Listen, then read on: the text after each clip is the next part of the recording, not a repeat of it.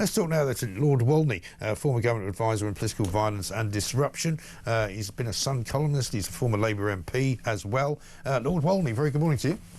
Good morning. Nice to see you. An awful lot of reshuffling going on last week, and I've got 2 sheets of paper here to cover it all. And it goes all the way from Douglas Alexander, Trade Policy to Scotland Secretary. Bridget Phillipson remains as education, but her brief has been narrowed as Pat McFadden's taken over a bit of her job. Hard to take in all this, but one of the people that sort of lost out was Rachel Reeves' sister as well. Yeah. Eloise was not sacked, and she was moved to the position of Solicitor General. Yes, I think it is significant that the Labour Party chair is now being taken by an MP, an attorney who is close to Keir Starmer, the new chief whip. Jonathan Reynolds has, by most people's assessment, has performed relatively well as business secretary when compared to many of his colleagues, but has been put into that position of chief whip, which is again key to ensuring that the government can get its business through, of course. But also, I think this is an organisation, this is a centre which is gearing up potentially for a battle ahead. So it's put royalists in those key political positions, and that probably is significant, and is part of the story of why Ellie was swapped into a different position.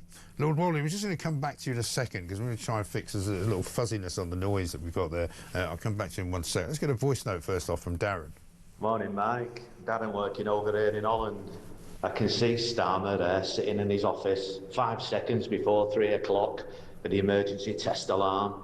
5, 4, 3, 2, 1. Oh, it didn't work. Have a good day, mate. Yay! Yeah, you can imagine that. I mean, 5, exactly right. David's in Exeter. Hello, David. Hi, Mike. How you doing? I'm good. Just following up on the Reform Conference. So have you guys in the media there picked up on anything substantive coming out of anybody in Reform on defence and security during the conference? Defence and security of the realm, do you mean, generally? Of the realm, yeah. Well, there's an interesting subject in it with Chagos and everything else, yeah. Jonathan Powell. Listen, I must admit, I didn't, but I wasn't over all of it. I mean, there were an awful lot of fringe meetings going on. There were speakers galore, many of whom I didn't hear or didn't listen to. So I can't tell you exactly whether it was discussed or not. I'd be surprised if it wasn't, to be honest. Well, I mean, look, I'm not prejudicing somebody in the fringes speaking about it, because there are a hell of a lot of veterans I know that have signed up and joined Reform because of the nationalistic views. But what I want to know is where is the substantive policy comments coming out there, any of the keynote speakers from Reform in defence and security? And this is obviously, Mike, in the context of war. Yeah. We've just had the civil alert test yesterday, and Ursula von der Leyen talking about escalations in the Ukraine. Well, where is the defence and security spokesperson in Reform? And what are they doing in policy? Right. Well, according to what I've just found here, Reform's defence policy is to increase spending to 2.5% of GDP by 2027 and 3% in the next Parliament when fiscal and economic conditions allow. I'm sure there's more to it than that. I'm sure they've got policy if you look for it, but I don't know what their policy on everything is. Yeah, Mike, that was written with Colonel Frederick Cheetham. Now, I was working with Colonel Frederick Cheetham as an advisor. Okay. And he resigned a week before GE week because he had a heart attack, the poor chap. But nobody has been replaced. Reform have not replaced anybody in defence and security to act as their spokesperson. So why is that? Okay. Well, maybe you should ask them. I don't know. I can ask them next time we get somebody on, but I shall try and figure it out for you. Good to talk to you. David in Exeter, thank you very much indeed. I think we've got Lord Walney back. Lord Walney, sorry about that. Hi, no, I'm not sure what's going on with my mic, but hopefully you can hear me a bit better. Yeah, that sounds a bit better. Yeah, it was a bit muffled before. So you were saying that sacking Rachel Reeves' sister from Cabinet was not something that's going to particularly bother Rachel Reeves?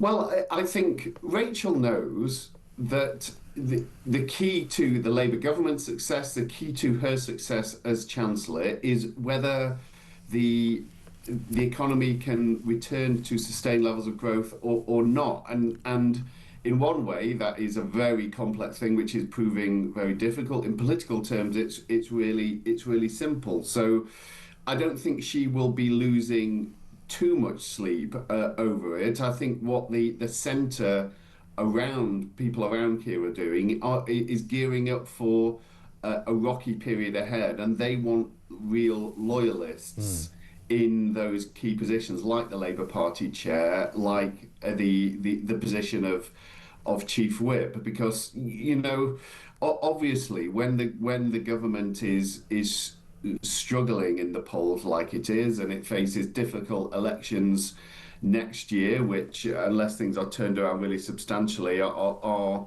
not going to be good news, then of course the pressure increases. I was in Gordon Brown's Downing Street at the time when the vultures were circling, and it is just a feature of where you are in the country. Yeah. And the government's not in a good place at the moment. No, it's not. But it sounds as though Keir Starmer's being assailed from all sides. I mean, there's a piece in the Sun today by David Wooding, in which he likens Downing Street to an episode of The Traitors, where he goes, like, pretty much everywhere he looks, there's somebody that he can't trust. So, I mean, it's not just one faction anymore. It's kind of everyone.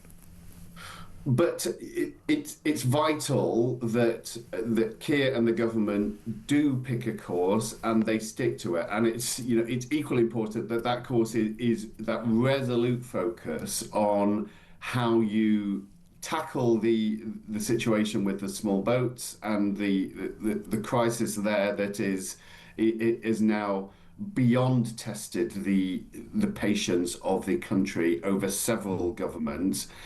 And then the other focus is on restoring the economy. And if they can do that and pursue the course the policies which are going to be necessary to do that, which are going to make many traditional Labour activists deeply uncomfortable, which are absolutely necessary, one, for the country, and two, for the political survival of the Labour Party, then they give themselves the best shot. But that does mean a level of discipline and a level of focus, and not being constantly knocked off course by the latest group of soft left people within the activist movement who come up with a new bright idea. Right. But I mean, the problem for him as well on that front is surely the deputy leader's election, because there's obviously people lining up on that front. You've got Emily Thornberry, who already hates him for not giving her a job in the cabinet. You've got Louise Haigh, who hates him because he fired her. There's a whole bunch of people who want to be leader. Lucy Powell, possibly, who's also out of the cabinet now. There's a lot of names of people there that have a reason to disrupt him. Yeah, that's right. And if you look at this from the public's point of view, if the Labour Party starts a public debate and soul-searching session through the position of election of the deputy leader, even more members of the public, I think, are going to go, what the hell is going on here? You've got various parts of the country running policy areas running out of control. You should not be talking to yourselves, and it will do them more damage if they are seen to. So I think that the leadership will want to send a strong message to their MPs that there should be one candidate, and it should be the one that Keir wants, and if they can get enough MPs to back that, then there won't be a full-on election. I'm sure that's what they'll be working towards behind the scenes now. But then the question becomes, is this bunch of MPs going to listen to that? They didn't obviously listen to him over key welfare debates and made the whole government look a dreadful mess because of it. But they are playing with fire if they think that they can have this grand debate now while so many problems in the country are so urgent. Yeah, I think that's right. But I'm afraid I think it's still going to happen anyway, because I don't think they can help themselves. I think it's just the way they're made. John, I've got to go. Thank you very much. John Woodcock, Lord Walney. Cheers. Nice to see you.